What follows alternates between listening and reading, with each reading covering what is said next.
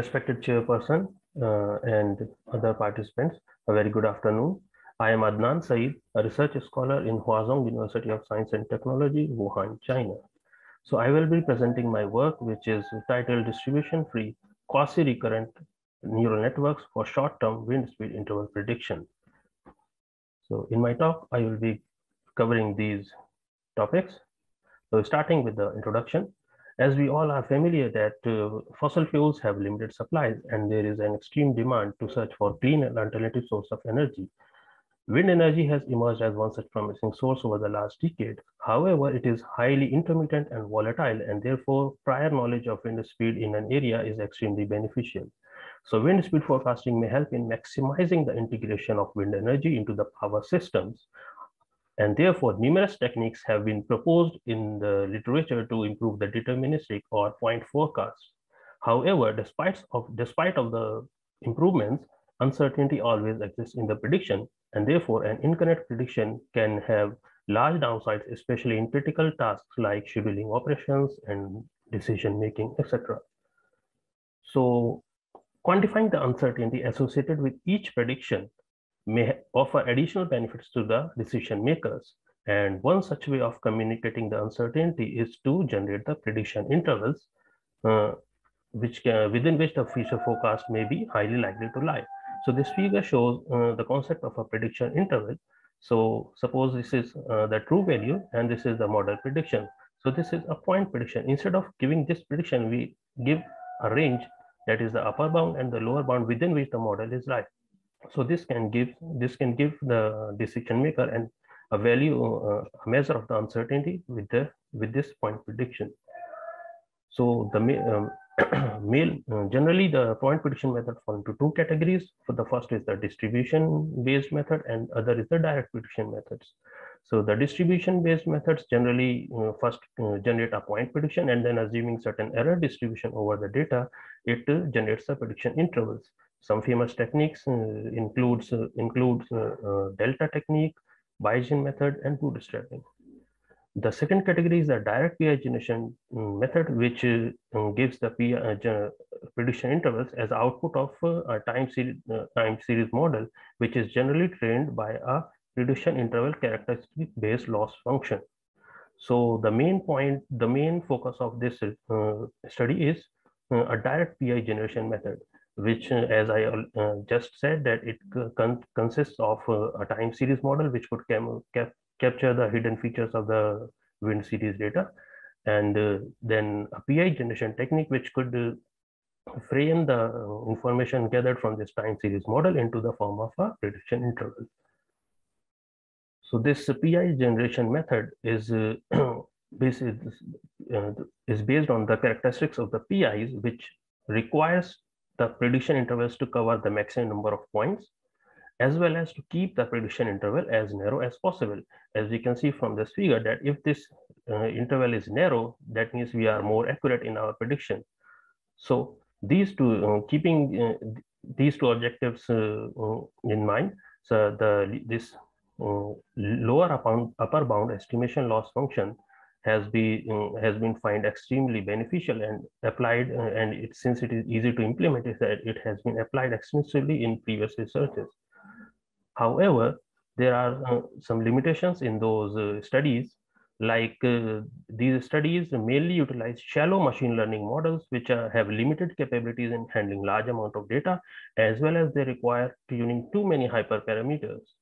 And regarding the PI generation technique, that is LUBE, since this is a purely PI characteristic based method, it does not consider any statistical fundamentals, which is the backbone of uncertainty studies. Also, mathematically, it is non-differentiable, so it requires additional meta-heuristic optimization techniques to train the neural networks. So possible improvements can be utilizing better time series capturing model like recurrent neural networks and LSTMs, which have shown great capabilities in modeling sequential tasks. However, since sequential input limits parallelization, like since we have to go one by one in the input. So recently introduced method called quasi-recurrent neural networks are highly parallelizable and therefore offers a speed advantage. Regarding LUBE, since it doesn't consider any statistical fundamentals. Another improved form of loop has been proposed in literature called quality-driven technique, which is similar to loop that is based on PI characteristics, but is not restricted by its limitations. That is, also consider the statistical fundamentals to frame the prediction intervals. So the contribution of this study is to propose a deep learning based model for wind speed interval prediction, more specifically identifying a quasi-recurrent neural network architecture which could be suitable for wind speed forecasting, and then coupling it with the quality driven technique to complete the wind speed prediction model. So this figure shows the basic outline of proposed model, which starts with taking in the wind speed data into the quasi-recurrent neural network layer, which consists of two components. That is, the first component is the convolution component, and the second is a pooling layer. So this convolution component is the main focus here, since it takes all the input at a time and extract the important features.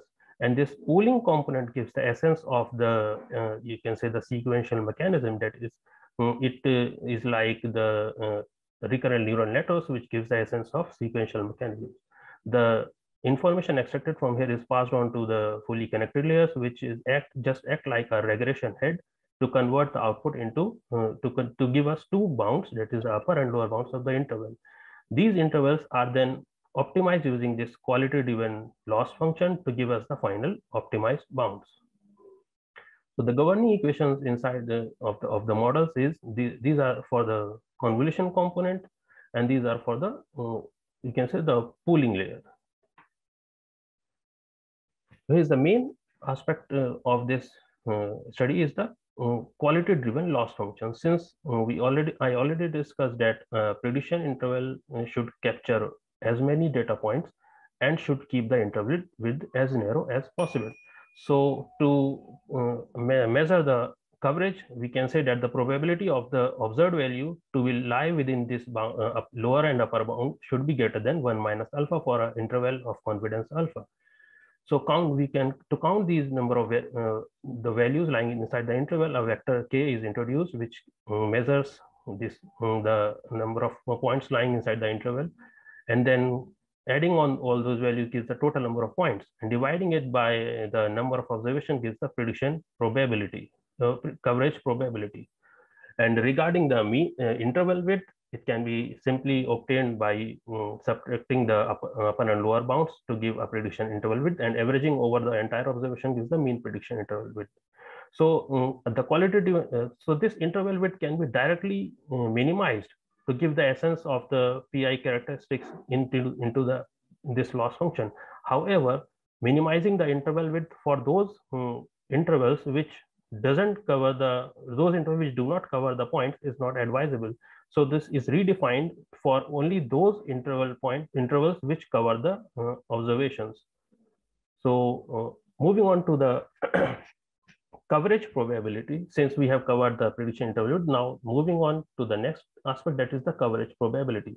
So how can we measure the coverage probability? Since we are counting the number of observations which lie inside the interval, so it can be considered as an identically distributed independent identically distributed variable, and therefore can be described as a binomial distribution.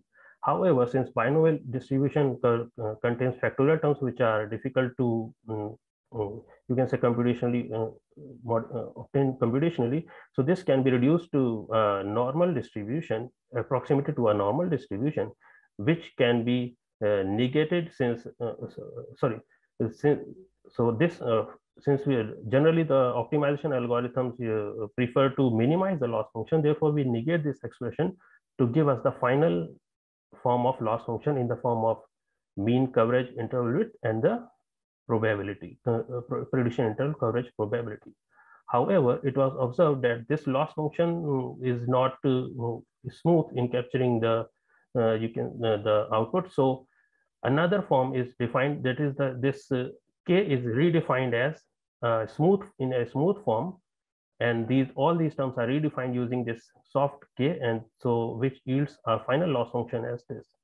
So utilizing this loss function and the QRNN layer, so we obtained our prediction intervals, which are then evaluated based on the basis of the evaluation indices, that is the coverage probability and the interval width. However, one can observe that if we make wider intervals, that means more it can cover more number of points. So coverage can be easily enhanced by making the interval wide. However, this is contrasting since we want more higher coverage with narrow intervals. So another evaluation index is introduced, that is coverage width criterion, which makes a balance between these two indices. So for high quality prediction intervals, a lower coverage width criteria is expected. So to make to perform our computational experiments, we have utilized data downloaded from National Renewable Energy Laboratory website, and we took the data for two different locations. One is an offshore location situated in Lake Huron, USA, and another is an onshore location which is in Pennsylvania, USA. The resolution of the values is taken as 30 minutes, and the data is considered for 2 years. For each location, the data is subdivided into 4 series.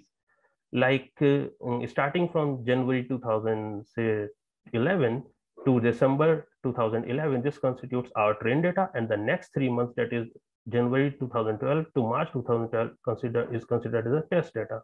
Next, March 2011 to April 2011 to March 2012 is considered as train data, and the next 3 months are test data, and so on. So we constitute 8, you can say 8 data series for our experiments.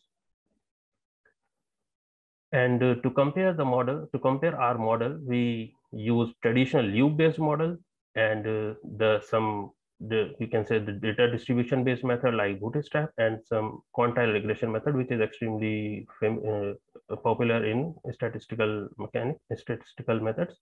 So since neural networks methods are associated with randomness due to the initialization of the layers, so we repeated each experiment 10 times, and the average values of the results are taken for comparison.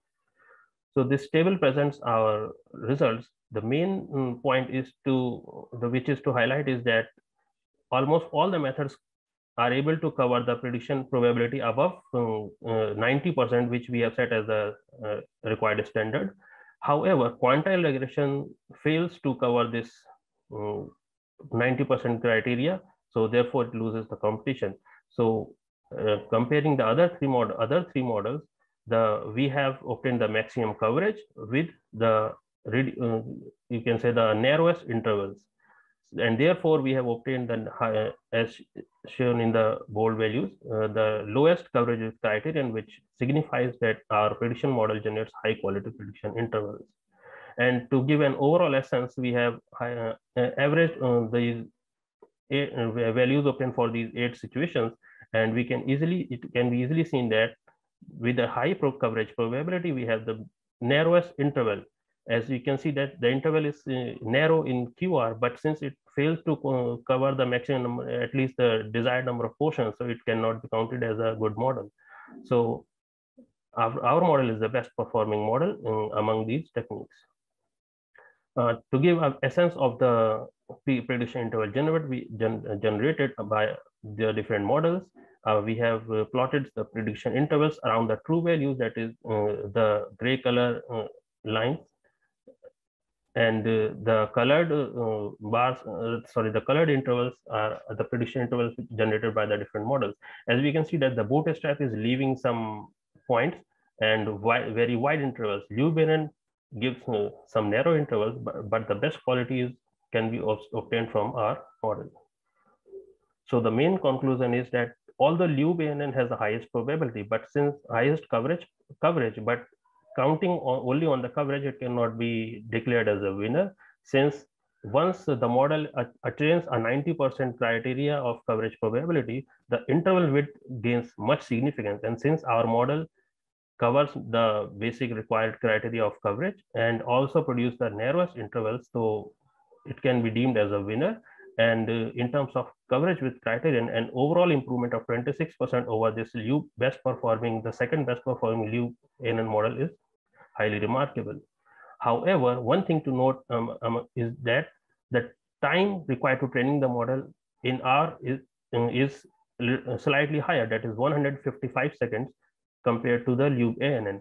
However, for a resolution of 30 minutes, this 3 minutes interval is practically feasible and therefore can be considered in terms of the improvement the model has achieved. So these are some of the references which I have used. So thank you for listening. Any questions? Thank you, Saeed, for your wonderful presentation, and I really appreciate the work which you have done with respect to utilizing ANN and especially for the wind technology. So recommendations, kind of general recommendations, if you could have given with respect to the technical aspects of engineering with respect to mechanical, environmental especially, and the computer science integrating it. That particular recommendation is missing. If that was there in a general recommendation side, it would have been more beneficial for everyone with respect to your studies. That is what I would like to tell. I'll consider this in my future work. Thank you, sir. Thank you. Wonderful work. We'll be in touch. We appreciate your work with respect to this environmental aspects, and that too using ANN, the new technology over here.